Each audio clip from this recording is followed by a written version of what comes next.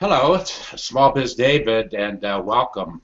And as you know, we are in discussions on my new digital video book called How Do You Answer These 100 Plus Questions About Your 2015 Small Business. How do you like that for a cover design, Susan? It's pretty good. Well, I took my book from 2007. I thought it looked familiar. And I'm gonna clean it up a little bit, but not a whole lot. And today, I'm very fortunate. We are very fortunate to have some wonderful marketing thought leaders. And one of the nice things about me putting this book together was I've asked friends who I follow, who I interact with, if they would contribute to the book. And we do HOAs and we do videos. There will be some transitions, obviously, some written transitions that I will be doing. But I'm very happy, and thank you to our three. Is it all right if I call you guys marketing thought leaders? Is that okay? Sure. That'll work for today.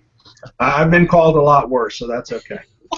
And the interesting thing about these three thought leaders is that between the three of them, they have over 700,000 followers in Google+. So that's not on the other two. That isn't on me. I am very... Susan, you weren't supposed to say that. I didn't break the number out. And here's another mind-boggling statistic that between the three of you, among the three of you, there's over 25 million Google Plus views. So people do follow you, and they look to you, and they comment, and they do all the things that they do. So we're very fortunate. And what I'd like to do today is introduce each one of you individually and ask you to do a 60-second elevator pitch, because we are talking about marketing, and as we will all agree, I'm sure that an important part of small business marketing is if you only have a minute to present yourself, what do you say? How do you say it? What do you say? So I'm going to introduce each one of you, and then after you're done with it, I have a special customized question, if you will, for each one of you. And we're going to do it in alphabetical order. So that means that Kathi Browne is up first. Gee, thanks, David.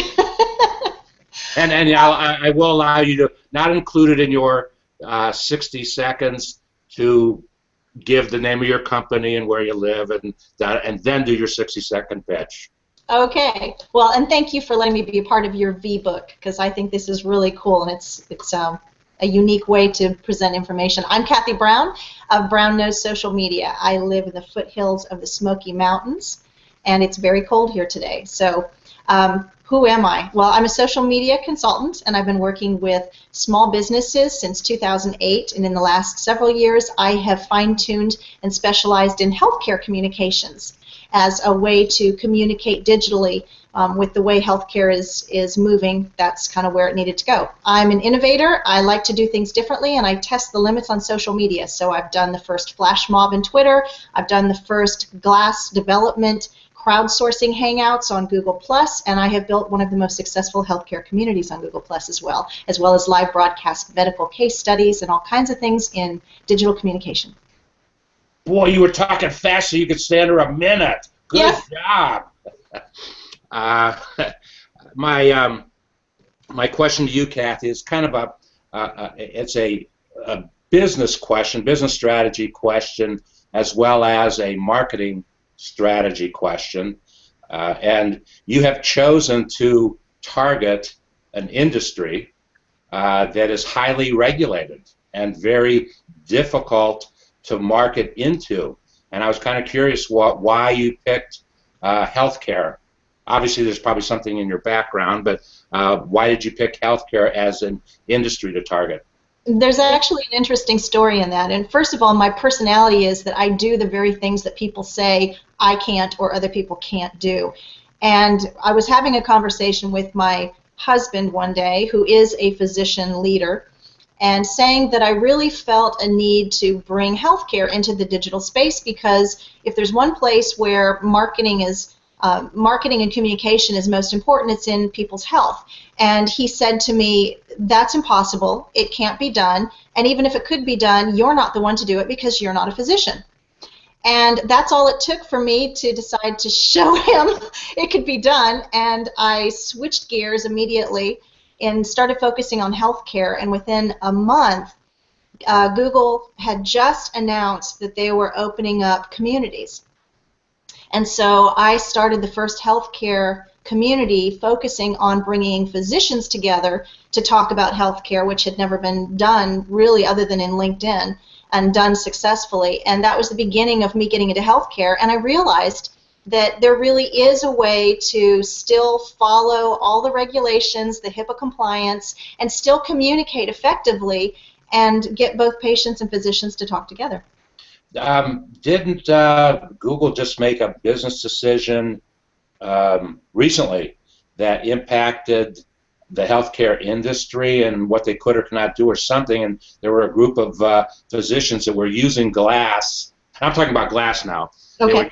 They were using glass, and they're no longer using. Well, they stepped away from that, and the impact and the power of glass upon the industry is just—it's mind-boggling. It's mind-boggling. Well, let me tell you that originally Google didn't want to be in healthcare specifically, and really I think that our healthcare community kind of captured glass and took the reins and started using it in healthcare, which a lot of people get nervous about because of the regulations. And then Google did take away the live streaming and the video streaming of glass, but because that was so important to healthcare, we started utilizing the communication tools, many that were Google Plus tools, to bring developers together and find a way to work around it. So we've actually worked around it, and it's a little more costly, but we're still using it, but we're using it only within certain packages that have been developed specifically for healthcare and glass. So it can't be used just by someone picking it off the shelf any longer, but we're certainly using it. And I have to believe, just from a marketing perspective, some physicians, celebrities, well-known physicians are making themselves even more well-known by what's going on maybe in the operating room, or I don't know, I guess there's a lot of HIPAA, what you can and cannot do, or what you certainly can't, you can't mention the name of the person you're operating on, that's for sure. Well, that would be a whole nother show to get into what you can and can't do, and I'd be happy to talk about that, but this is probably not the place, but it can be done. And okay. I have actually broadcast those discussions on air. Okay, well, we'll move to the Susan Finch, who is next in line alphabetically. Susan, what is your 60-second pitch? And once again, well, you've got so many things going on. Oh my gosh. You can do. I'll let you mention some of those things, mention whatever you want, and then go into your 60-second pitch. Oh, we can just keep it all about 60 seconds. I'm ready to just get into the meat of the conversation.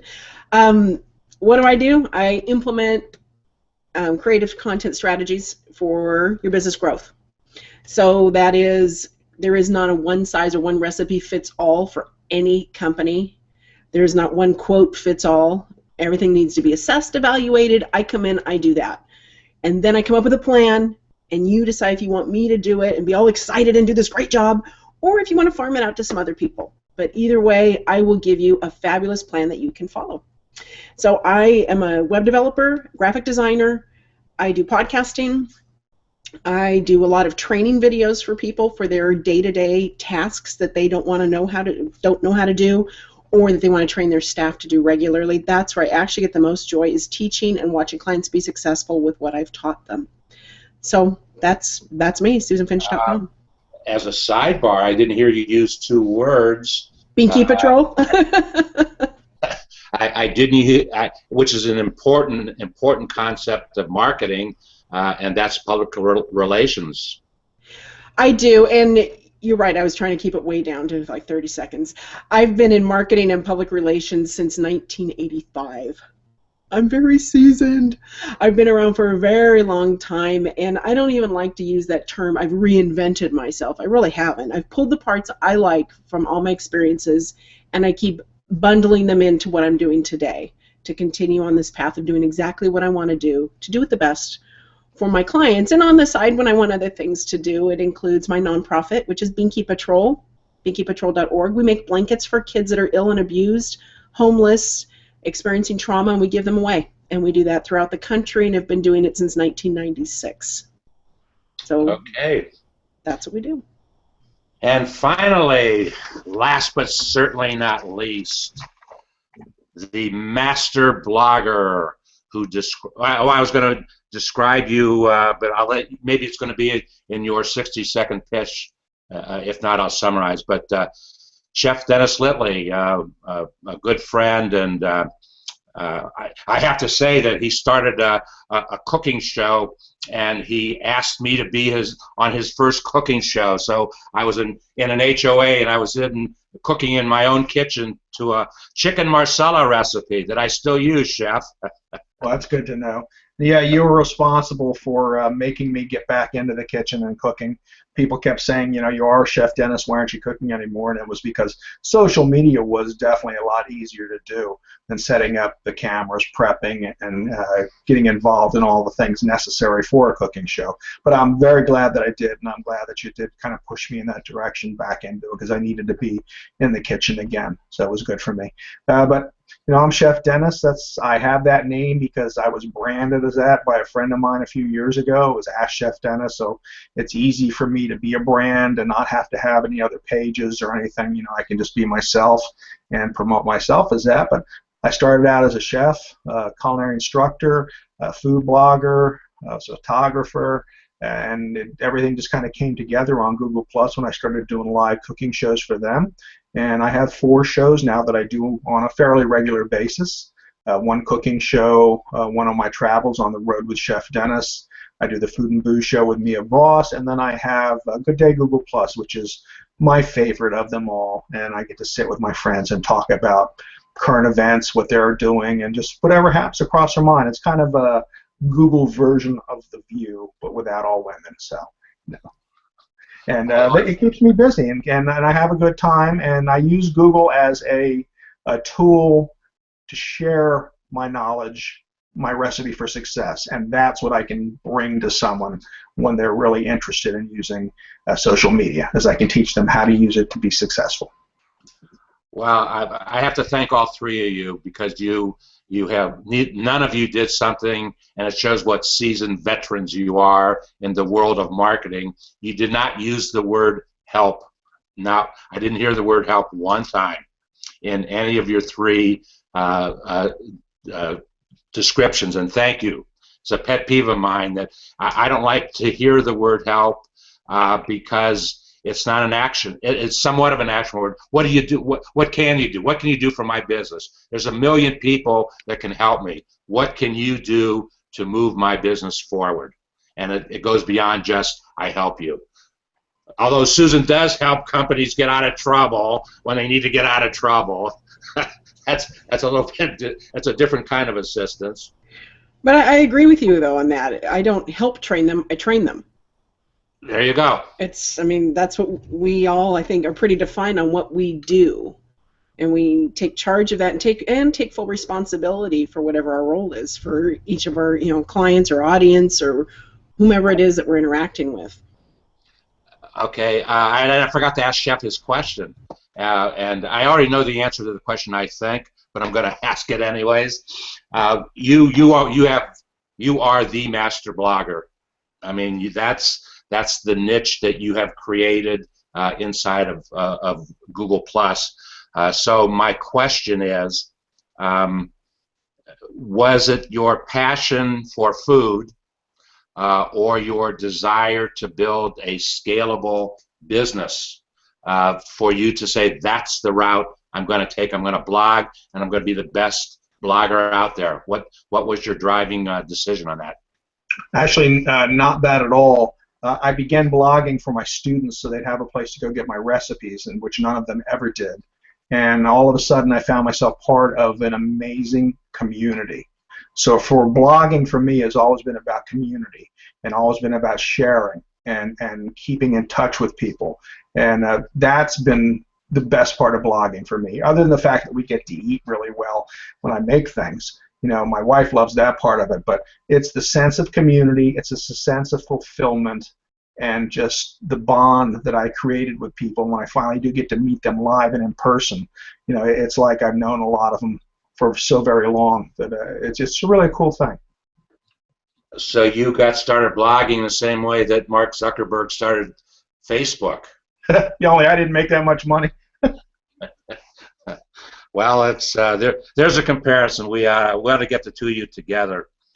Are you at liberty, Chef, to share with us the main ingredient for success that you're going to be sharing in an HOA tomorrow?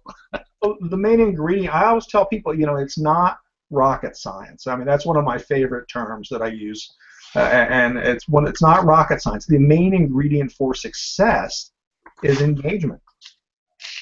Being yourself and engaging with other people. And that's all you need to do. You need to do it on a regular basis, and you need to enjoy it. And that's all you need to do to be successful. You know, no matter what you're doing on this internet, on the web, no matter what type of blogger or what type of product you have, if you're passionate about it, if you engage about it, and if you really put yourself out there and be a little vulnerable, people are going to respond to you. Okay. Well, moving on to the second phase of our discussion here, what I'd like to do, I've spent a lot of time the last couple months studying what folks are saying are the trends, what's going to be happening. And, you know, it's a person's opinion what is going to be happening as far as trends go.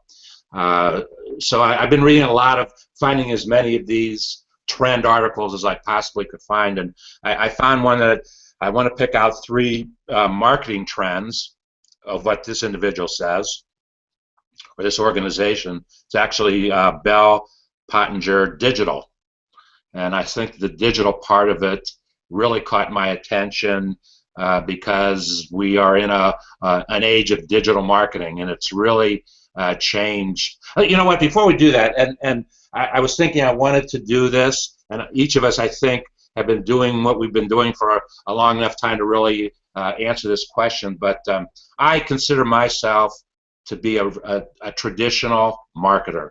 I've been doing it for over 40 years, and in fact, I did an HOA about a month ago, and these folks did a great job of laying out on a chart all the different ways a company could market. And I looked at that, and there's 22 boxes on that chart. And so I was studying each one of them, and I have literally done all 22 of them, either for myself or for clients along the way in the last years. But the interesting enough, this chart is only about 3 years old, and here's a little box down here, and it's social marketing.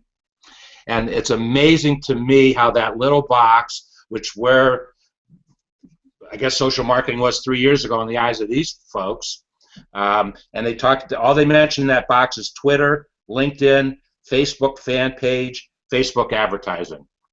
Think about that for a moment. That was just about 3 years ago when they created it. So my question is, for sure, social marketing, social media marketing is the most significant innovation, I guess is the best word for it, that I have seen in all the years that I've been marketing and sales.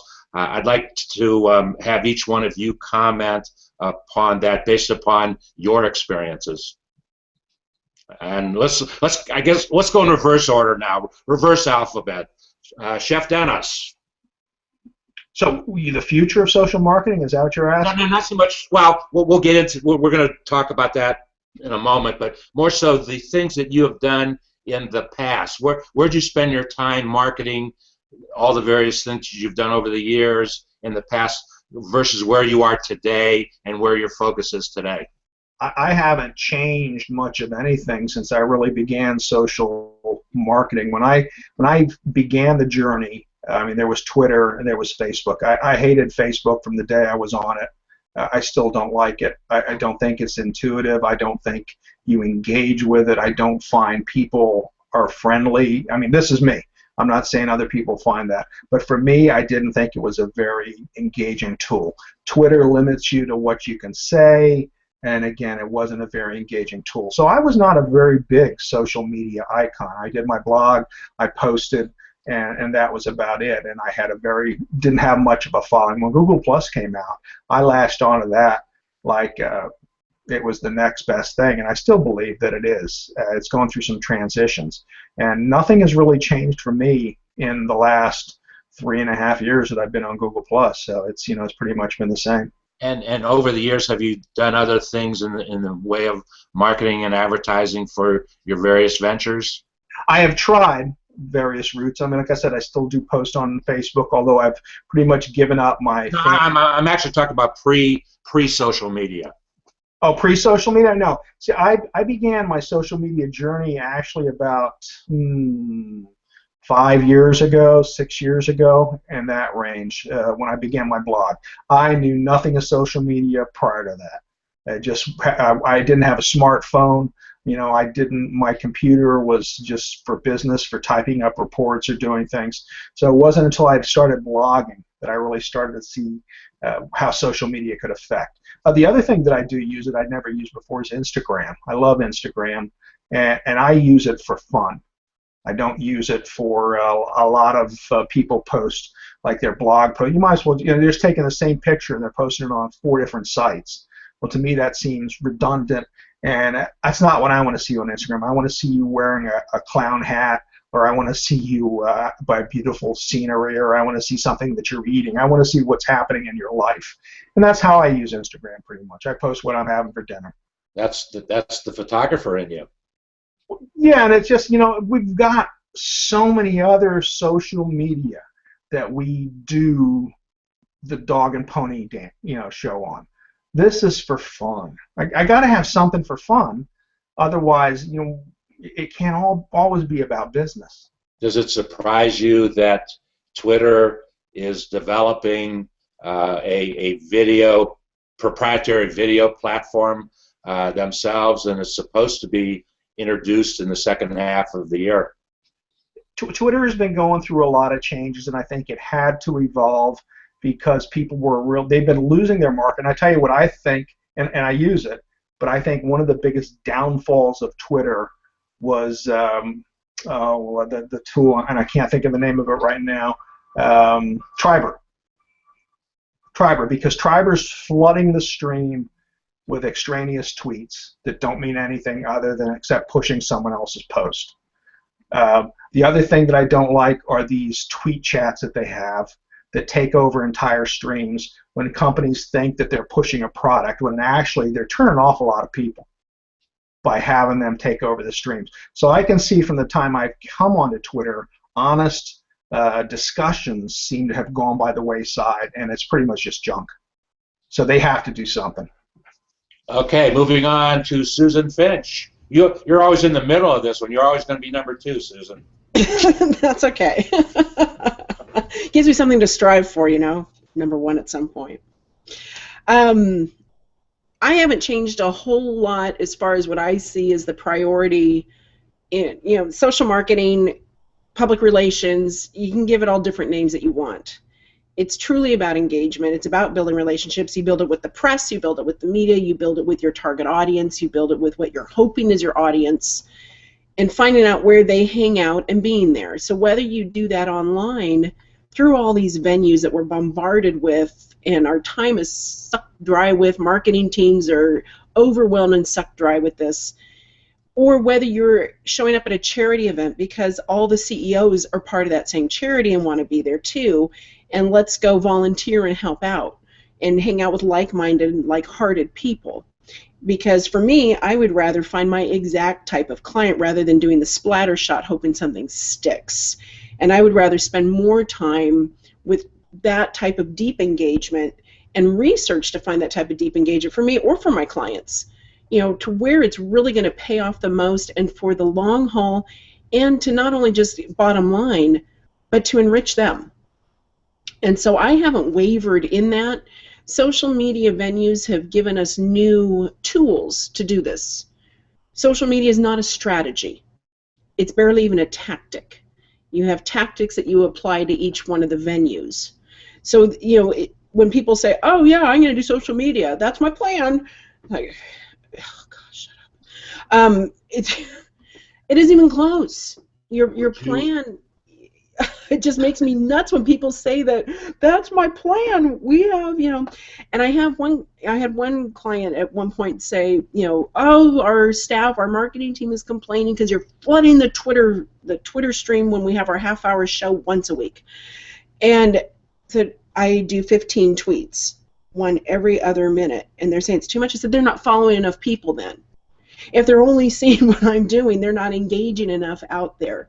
So it's building those conversations, and I agree a lot with what Chef said as far as needing that one place to hang out. Instagram for me, Chef, is the same thing. I rarely use it for business. I might use it for my charities or my art initiatives because that's where my people hang out. That's where I actually have more followers because of Savannah's friends, my daughter, than anything. It's our community way of saying what's going on and challenging ourselves to do interesting photos, to put a spin on something that's typical. So yes, I agree. I need that outlet as well, creative, not business related, because when I look at my Rebel Mouse stream or my, the paper where it aggregates all those venues, they have tools out there, folks, that can pull in all your social media stuff and put it on one page, and you can see everything you're doing. And it really is evident if you're only resharing the same thing everywhere, because your whole stream from all your venues will look the same. And I don't want to do that. I want to show all my dimensions. Susan, would you recommend today to a client to buy an ad on cable television or to send a piece of direct mail? It depends on the client. Some of them I would say both, some I would say neither. It is so personal and so direct. The biggest mistake to me that people ask, there are two mistakes. One comes from the people seeking marketing plans, advice, advertising things, social media help, and all that. And they say, I want this. And from the professional standpoint back here, if we don't ask the questions, who is your target market? Who do you think your target market is? What are your goals? What have you done in the past? How much time are you willing to invest to engage? And where are you getting the most leads right now? And if you're getting those leads, how many of those are you closing? And if you aren't closing many, why?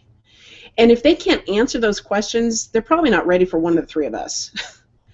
I mean, it's a big questionnaire. With my my group for Reach, Connect, Uplift Women, and what we call our Unicorn Money Making group, there are a few of us that have put together a questionnaire, and it's in depth. And there's some scary questions in there that some people might want to blow by.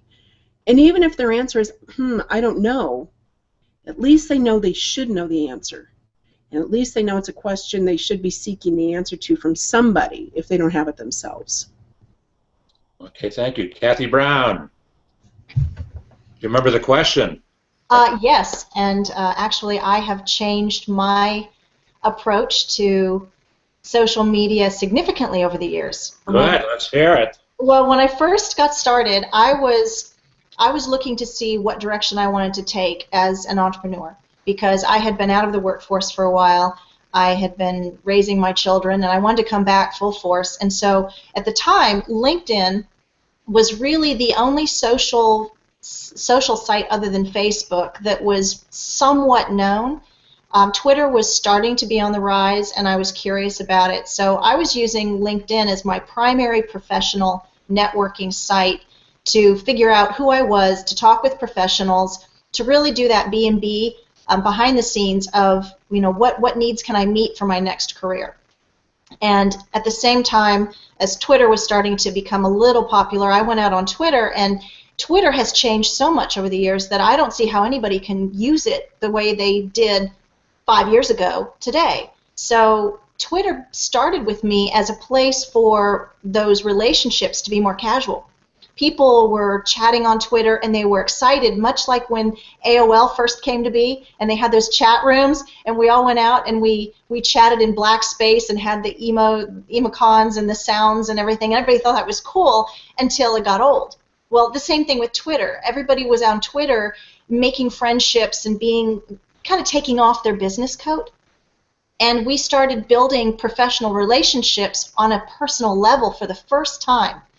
And I noticed that. And that's how I got into social media, was I realized that that was a very valuable approach that was starting to make a trend.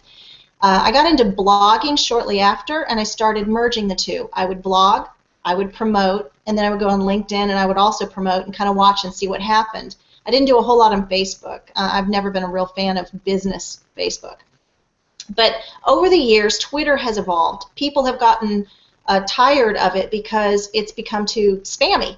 People have started broadcasting tweets that are the same thing as Facebook posts, that are the same thing as everything else. Hootsuite allowed us to just flood all the places at the same time with everything, and people didn't know how to handle it. So Twitter kind of lost its social aspect, and it became a news feed.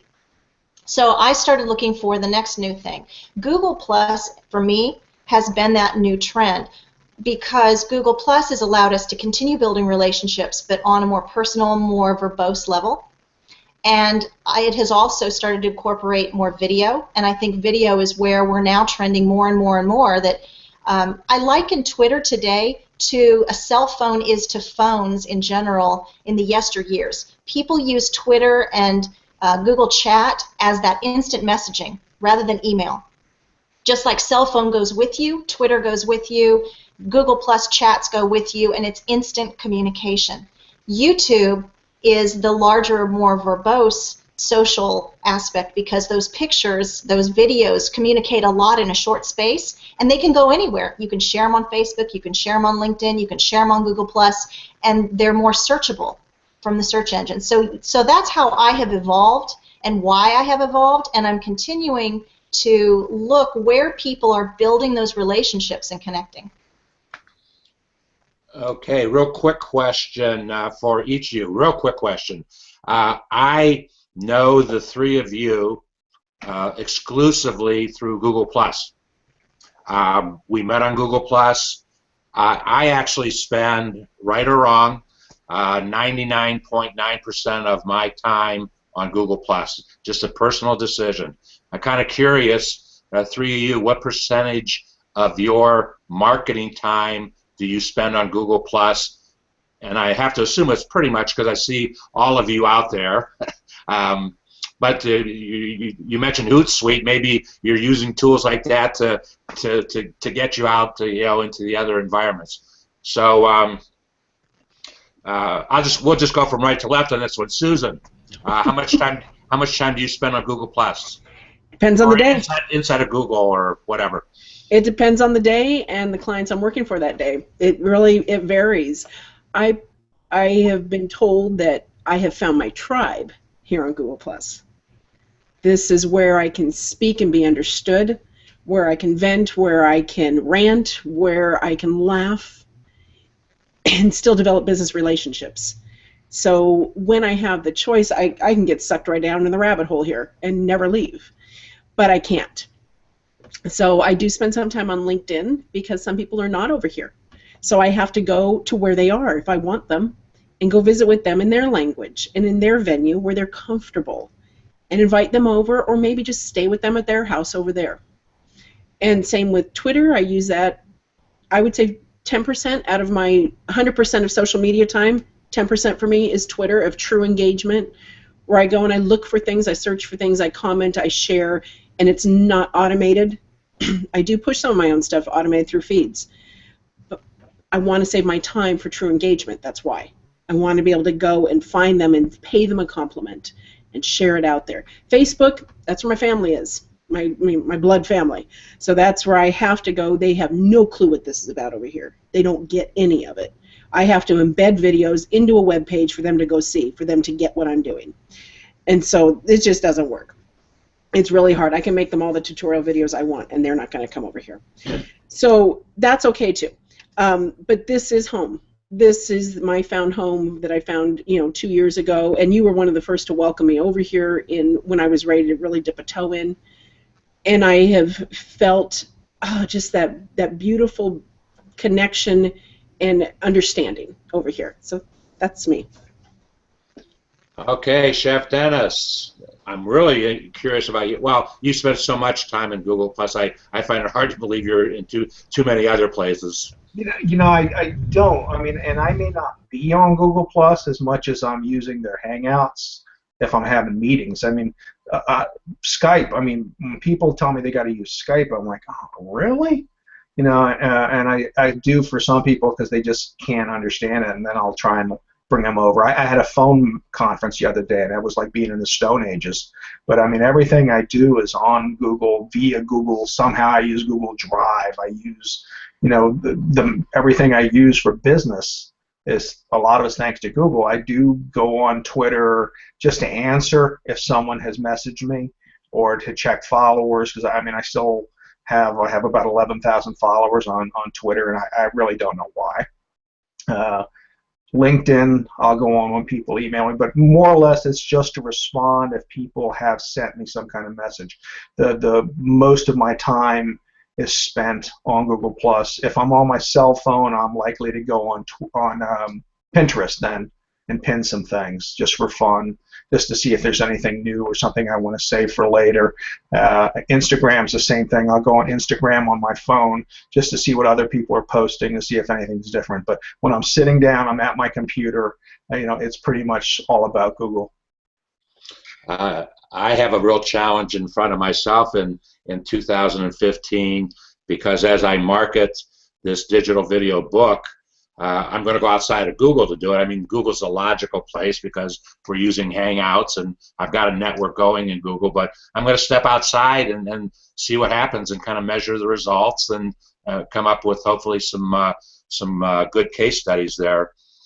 I've only heard Kathi, and I think she's the only one that's used the word email, and I wanted to form a question about email because I've never been a very big email marketer myself. There were too many challenges for me doing it. It works. There's no question that it works as a tool of communication. I'd like to each one of you to comment about how you use email, if at all, and then what do you see as maybe happening in 2015. And I guess we'll start in alphabetical order, starting with B for Kathi Browne. Oh gosh, email for me is really just to appease those who still use it.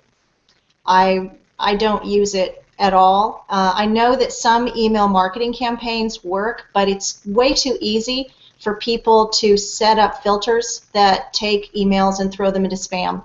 And anybody who has used Gmail with the tab filters now, and even more recently the inbox, which I don't know if it's still in beta, but I have it, it's all the easier to categorize and put those into separate I'm never going to read categories. So I don't consider that to be a first, second, or third choice in communication unless it's a specific demographic. The older people, they still get the emails, they like to read them and save them and do all that. So use very little. What I do use is anything that I can access from here. So I do check my emails, I do check my Twitter, I check Google+, and most of my communication is through all of those, whichever means works for each person, because I can take it all in one place and I can get notifications when they come in. But I must say, email is the one place where I have to warn people. If you send me an email, I might not respond as quickly because I don't have notifications set up to hit me every time I get an email, because I get probably 300 a day, most of which go into spam. Well, there you go. That's the best filter, isn't it? The spam filter. Okay, Susan. On email, I'm still a fan. and because I do have that demographic for my clients, and I have a lot of corporate clients, and so yes, they do use it. As far as email marketing, yes, a lot of it does get filtered. If anything coming from MailChimp, from Constant Contact, all those things get filtered by corporate spam filters, whether they have whitelisted you or not. At the personal level, it gets handled before then, so we do miss out on a lot of those open. So then where do you go? Where do you go to make sure they're going to open? People that have relied on email marketing campaigns. People forget that email marketing doesn't have to be to thousands of people at once. It can be to, it can be to, 2 people. You can copy 2 people and say, I found this great article. And sometimes that's the most effective way to be. It's still very personal. And it's an easier thing for a lot of folks who are not used to managing all these things looping in. They know how to organize email. It's a file. It goes into a folder. It gets filtered so they can go back or they can look at it. And for some folks, that makes sense to them because they're very, very linear. And not everybody, I've noticed, here on Google Plus, and those of us more prone and who have come into social media and building our businesses around it, we get all those venues. But I don't have all the notifications on. Oh my gosh, I'd be bing-bonging all day long, just from my goofy chat windows that I have going on all the time with people that we collaborate. And I have to take a break or I will get nothing done. Email allows me very cleanly and quietly to organize that and to hit them all at once and to hit those stream of conscious. So I am still a fan of email, and for me it still plays a big role in how I communicate with my clients. I do both with them, and I'm trying to bring them over into my world, but I have to respect theirs and where they are comfortable rather than cramming my way down their throat, although a couple would argue with you that I actually do that. Chef, if you had email addresses for your followers, man, you'd be a zillionaire. Yeah, the email marketing is really it's kind of something you have to look at very objectively and decide how you're going to use it. Because the problem is people think they can just take your email address and sell it and use it for anything they want to use it for, and that's really where it's been the downfall of it. I don't think a lot of businesses understand that, and I think they just pump out, and I will unsubscribe from many that I've subscribed to just because they're sending me 3 emails a week or 1 a day, and it's crazy. But email marketing is a strong, powerful tool, because if someone actually signs up for your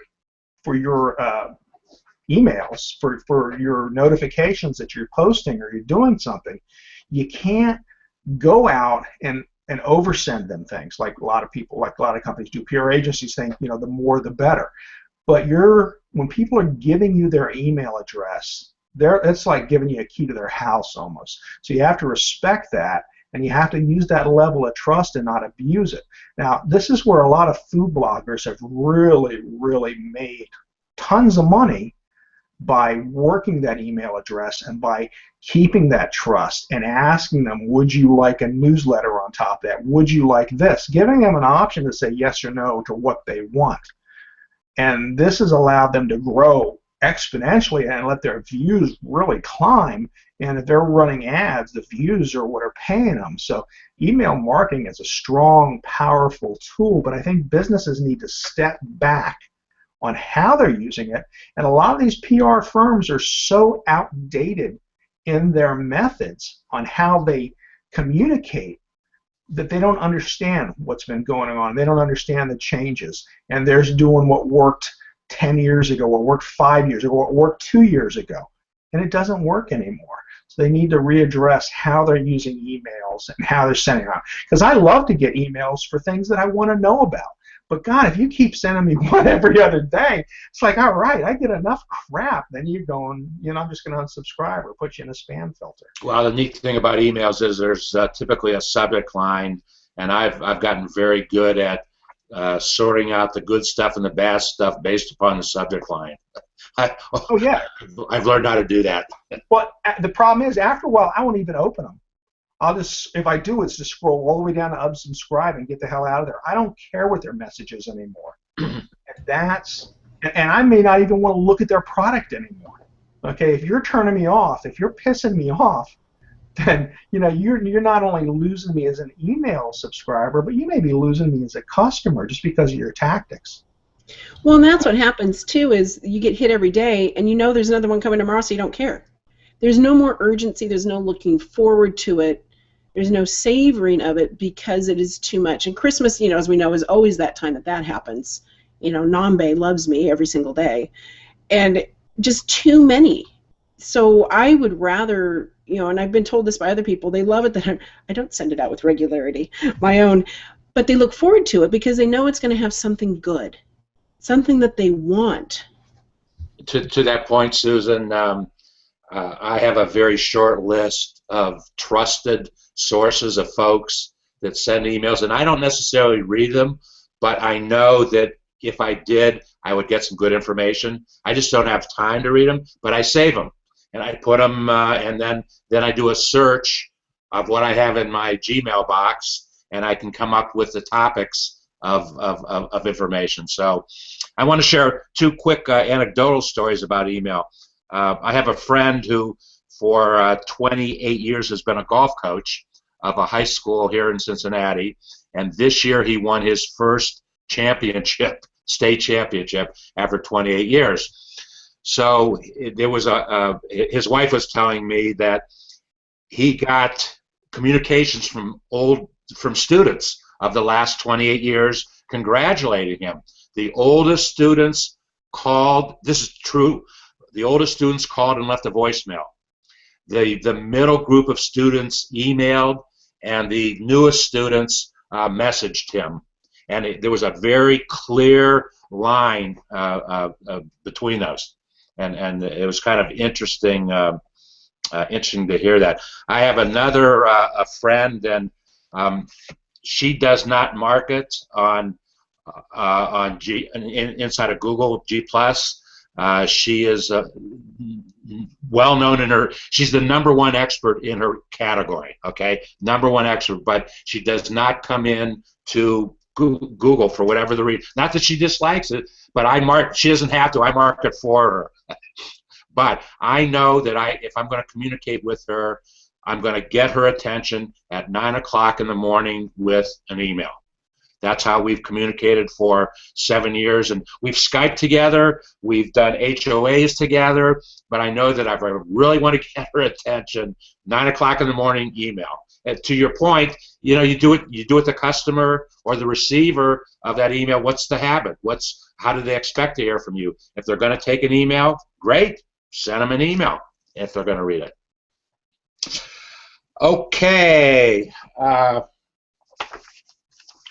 I wanted to talk about a couple trends and get your comment on those trends. There were 15 trends for 2015. I don't know if they were necessarily done in priority order, but I've picked the ones that are, I think, warrant some discussion by us. Number 5 trend was storytelling, and storytelling directly related to blog posts and or video marketing. Quickly, Chef, what's your comment about storytelling? I think storytelling is a great way to get a message across. You want to entertain. Anytime you're on some kind of social media, part of it's entertaining. So storytelling, I think, is a good way to get a message across. Actually, you know what? I don't think anybody's going to disagree with it. I'm going to give each one of you one of these trends and get your comment on it. Kathi, and I'm just arbitrarily assigning these. Branded content. This was trend number 6. Do you need a definition of how they define branded content, or do you want to just comment on that? Well, I'm assuming that by branded content, they're saying that the content that's out there clearly establishes where it's coming from, so that when people appreciate it, they recognize that it came from a particular source. Am I right? Pretty much so, yes, and particularly with branded content and with brands. I mean, that's they were tying branding into that also. Yeah, I guess that's a trend, but I think that's been happening as soon as social media was out there. You look back at the early days of Google+, the early days of Twitter, it was always the Coca-Colas and the Nikes, and that were out there doing that first. So I don't know that I would agree that it's a trend. I think that using that to communicate your brand is maybe the trend in general, but I don't know. I don't really have a good comment on that one. That's okay. I just threw that out Maybe Susan does. well, the interesting thing is here we are talking about marketing, and all of us are marketers. We all do it in our way. So if you have to hesitate on that and say you don't know if it's a trend, then maybe it's not something that we should really be thinking a whole lot about, and move on to those things that we know are working. We know that Google Plus, because we all use it, it's going to get bigger and bigger with new innovations and new things happening. So Well, Dave, let me add one thing to that specifically. I think if you're talking about what's trending, I don't know that branded communication in general is trending, but I think branding, specifically video content, is trending. I think videos are becoming bigger, and videos that very clearly communicate where they come from, the branding, a logo, and splash page. I think that's the trend. And I did a whole chapter on video marketing on Monday. It was a good HOA. Susan, trend number 10 in this particular article was content marketing. Such an overused term. Thank you. So define the term the way it should be defined. I am so, there's so many people that, all these little buzz terms come up. It's like, that's not new. Content marketing, it's just write good content and push it out there to your audience. If it's good and valuable, they're going to share it and they're going to do something with it. But I want to get back to Kathy's. Yes, branding. Branding is a trend. It isn't a trend, really. It's a task that you guys have to remember to do. Here's your PSA. Brand your images. Put your name on there if you are the source. If you took a great image, put it on there. Put your URL so that if it gets shared, if it gets pinned, if it gets repurposed on Instagram, they know how to find you. So there's that. Okay, so back to the content marketing. Write fabulous content. Be helpful. Like Chef said, be entertaining. It doesn't have to be long or verbose. It just has to get to the point, give them something, give them nuggets that they can tuck into their pocket and use later, but they will always be grateful to you for giving it to them and making them look good. So to me, that's what content marketing is. That's what good content is about. That's what providing a service and being a valued resource and creating advocates is all about. Okay, thank you. I would like to end, and instead of asking for a summary statement from each one of you, which I typically do, I started a game yesterday with our business strategy team chapter of the book, and we had a lot of fun with it, and it worked really, really well. And so I'd like to extend that today. And what I'd like you to do, and we'll do this in alphabetical order because it's easiest to do it that way. If you would make a recommendation for what a small business ought to be doing in 2015 in terms of marketing, okay? And we'll start with Chef and move and then come back. But the person after Chef, which in this case would be Susan, if you would comment on what the chef said and add a new idea. And let's go up and down twice. Six ideas. Can we do that? Sure. Okay, Chef. All right. If the small business did nothing else, and especially when I'm talking about businesses, a lot of my time thinking about food is to make short 2 to 3 minute videos promoting their business. They don't even have to be that long. It could be 1 minute, 2 minutes. These little nuggets that we just talked about sharing that would give someone a reason to come back for more nuggets. It also helps with their SEO. So they're going to come up, Video is King is going to come up higher in search. So if you did these little things a couple times a week, pretty soon you're going to have quite a library of content out there that you're going to be sharing that people are going to make it easier for you to find and promote your business. Did the Scott treatment pay you to say that, Chef? No, I've been telling people that for a while now. I'm waiting for someone to listen. Okay, Susan, if you'd comment on that and then add one to it. Sure, 100% agree with Chef. And the thought of taking a long video, excuse me for a minute, let me just turn that off, commenting on a long video and chopping it into smaller pieces with exact little points. I think that's something that a lot of people miss when they are trying to make the best out of their content, make the best use out of it. They use it once, they think they're done. So you're not done. Keep going. And then keep going again. So, and my other tip on that is to create, again, it's repurposing that same content. You've spent so much time, like Chef writes these fabulous blog posts. Stepan Hovnanian writes fabulous blog posts. A lot of folks write fabulous blog posts. Put a video with it. Put a 1-minute recap video with your blog post. It helps to build out your channel. You're underutilizing video again, folks.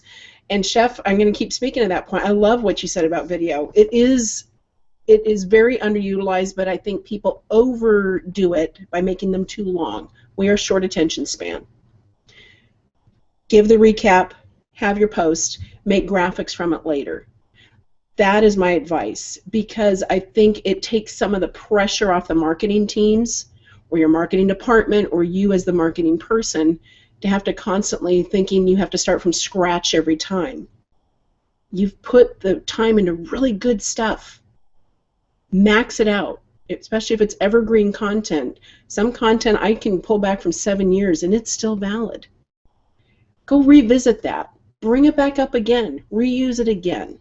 And drive people back to your site, because that's where you want them ultimately, not your social media venues. You want them back on your site, looking at your stuff that you 100% control. Thank you. That's all we got. Kathi, you're up. Well, definitely videos.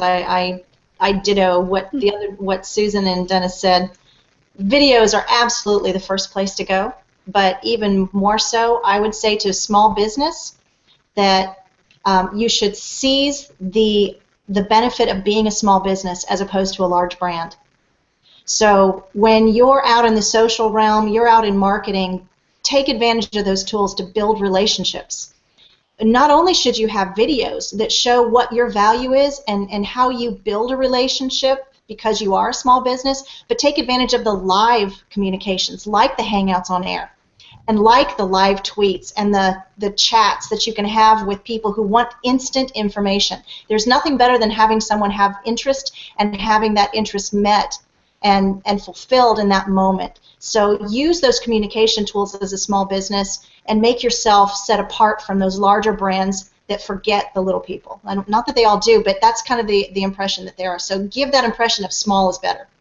Kathi, that's a great point, and that's one of the advantages of being a small business. We can take advantage of the moment more quickly than a larger organization can. And technology, and specifically Google Plus technology, it was built for the small business in mind, not necessarily the large, because it allows us to play on a level playing field. That's my opinion about it. Chef, do you have a fourth thing to bring back in or comment? Well, I know what your comment is on building relationships. I think what Kathi said is true. Is that you really need to seize the moment. You need to take advantage of where you are, not just video. But again, you want to pick your battles. I think now, if I was to tell someone starting out, I would say, don't go to Facebook. Leave it alone. Go to Twitter. Go to Instagram. Use Google Plus. Because you're beating a dead horse there. But my fourth thing would be to put a face to the name of your small business. So many businesses out there have logos that are pretty, but we don't know who's behind them. Every business needs to have a face that people can recognize and talk to and communicate with one-on-one from a person to another person. We're getting back to the day where business used to be done with people because we liked them. It was done on a handshake. I think a lot of people miss that, and people are coming up or learning that personal engagement is a lot more important. So you may be even a large corporation rather than a small business, but you need someone that's going to engage for you, someone that's going to be there that you can recognize as a person. Good point. Thank you. Susan, you have a point number 5? It kind of dovetails off of what Chef just said, and I think it's remembering, again, how to behave in public. I'm sorry, how to behave. How to behave in public. And I better listen to that. I better listen to that one, Susan. Yeah, how to remember to extend your hand, whether it's digitally or not. Extend your hand, look people in the eye, and ask them questions and listen to the answer before you're so concerned with spitting your stuff out there. We have been in such a shove it out there mode for a few years now with all these free tools available to us, and they have cost us relationships, and they've distracted us from relationships. Think about your best clients. Think about it. How did you get them? How have you kept them? And it's through engaging with them, remembering them, what are they going through, expressing concern, celebrating with them. Take that time. And I promise you, you will be thrilled with the longevity of that relationship and the success of it for both of you. You are creating advocacy, even if they don't need what you do anymore. You are still keeping that relationship going because they will know people that need what you do. So please don't forget that old-fashioned extend your hand marketing, folks. Brush your teeth, have your breath nice, be polished. Come on. Do you remember how to do it? You can do it. I've seen it in public in local networking events, and it's embarrassing. It's like, oh my gosh, Mama never taught you any manners. And you've got to learn it. A lot of us learned it, the more seasoned professionals, because we had to, way back when you had to go in person, you had to go to trade shows, you had to go to business seminars, you had to go to workshops. We do it all online now, but the same manners apply. I have to smile. I was I had a private, just a 2-person HOA or a hangout yesterday, and it was with a female, and she said, David, I can't. I'm not going to use my camera. I'm not going to show you. I'm not going to show you my face. I'm going to just we'll talk about it. And she hadn't put her makeup on, and I have seen a lot. I have actually seen a lot of that in the hangout environment. So it is a good point, though. It is a good point. Here we are, and it's the beauty of the medium that we're using. We're all in our home, and we're talking to each other from our homes. And there's nothing more engaging than that kind of approach, and that's the tool, the advantage of being able to use some of this. Kathi, do you have a point number 6? Yes. All right. Use the social tools to get to know your market. Don't just make it a one-way conversation, but as Susan said, when you're extending that handshake, you should be asking how you can meet the needs of your main market. You should know, where are your best customers' interests? What are they doing? How are they living? How do you fit into their life with your business? What can you do to meet their needs? And what do they most appreciate from you? I can't tell you how many times I've seen small businesses get out there and push information, but they never have two-way dialogue. They never say, how is this working for you? Is there anything that would make this better? Do you like what we just did? This is an age where we can collect that information one-on-one and one-on-many and learn and fine-tune our market and improve. And it's free market research. That's my advice. Well, wow, you guys did a great job playing this game. You are marketing thought leaders. David, I have one more if you don't. Oh, there you go, a number 7 from the chef. Number 7 is to remember that your competition can be your best friend in business if you give them an opportunity, because you can learn a lot from each other, and you may be selling the same type of merchandise, but you're probably not next door to each other. So David Amerlin once had said that about using your competition as someone to learn from and to help grow with. So I think that's something small businesses need to think about too. It's not just about you. You know, if the business grows, you're helping everybody get better. Well, and that's something about digital marketing, Chef. Digital marketing, you're playing your hand, so you learn a great deal by what the competition. If in fact you look at the world in terms of competition, or look at others in the world as being competitors, I say focus on what you do best. Forget about the other person because you have no control over them. Just make sure you're doing the very best job that you can do. Well, thank you. This has been a wonderful discussion, and I want to thank my marketing thought leaders, my senior team. I've got a junior team out there. Don't tell them that, but well, what I wanted to do, I wanted to take a group of folks, you know, in our age category. Although Susan, you're probably the baby of the group, and I wanted to see if our mindset is something different than those folks who, you know, have been technology driven their whole life, the millennials, if you will, and so I'm anxious to see what kind of response we get from those folks. But I want to thank you for taking your time. It's been very enjoyable. I'm going to two things I want to say that very soon, probably tomorrow, this will become a private HOA.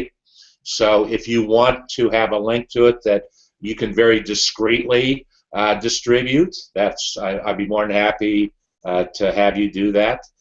Maybe we'll give it off to Scott and let him make nuggets out of all these. There's a lot of great nuggets in this HOA that we did.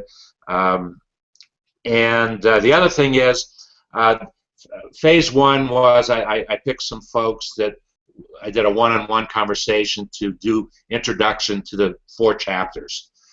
This week I've been focusing on groups of people to have a group discussion about the same chapter headings.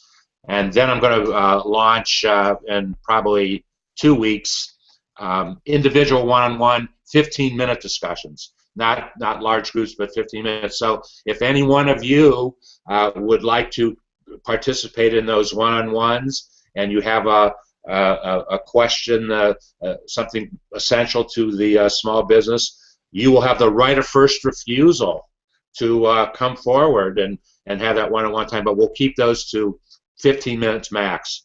Back to Chef's point, hit home hard, hit fast, and hit home hard. So thank you, and it's a lot of great information here, and thank you for helping me present some very, very great content that I want to market to the marketplace about small business marketing. And my name is SmallBizDavid, and we'll see you in the next chapter, the next time, which may very well be the best time.